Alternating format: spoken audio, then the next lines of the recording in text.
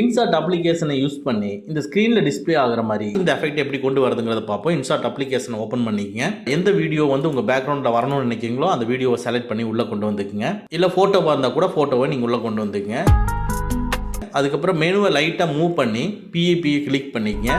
இதில் album material இருக்கும். மெட்டீரியலை கிளிக் பண்ணிவிட்டு அதுக்குள்ளே க்ரீன் ஸ்க்ரீனை கிளிக் பண்ணிவிட்டு நீங்கள் லைட்டாக உள்ளே வந்தீங்கன்னா பேப்பர் டேப் பண்ணுற மாதிரியான ஒரு எஃபெக்ட் இருக்கும். அதை கிளிக் பண்ணி செலக்ட் பண்ணி உள்ளே கொண்டு வந்துருங்க. அதுக்கப்புறம் ரைட் சைடில் இருக்கிற ஃபுல் ஸ்க்ரீனை கிளிக் பண்ணி ஃபுல் ஸ்க்ரீனுக்கு சேஞ்ச் பண்ணிக்கங்க. இதுக்கப்புறமா எஃபெக்டை கிளிக் பண்ணிவிட்டு லைட்டாக மூவ் பண்ணி க்ரீன் கலர் வர்ற இடத்துல வச்சுட்டு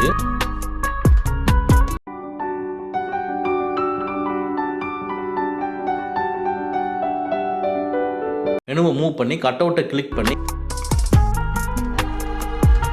கட் அவுட்டுக்குள்ளே குரோமோவை கிளிக் பண்ணி மேலே ஸ்க்ரீனுக்குள்ளே ரவுண்ட் ஷேப்பில் உங்களுக்கு வந்திருக்கும். அதை கொண்டு போய் க்ரீன் கலர் இருக்கிற இடத்துல வச்சிட்டிங்கன்னா க்ரீன் கலர் மறைஞ்சு பேக்ரவுண்டில் இருக்கிற வீடியோ டிஸ்பிளே ஆகும். டிக் மார்க்கை கிளிக் பண்ணி உள்ளே கொண்டு வந்துக்குங்க.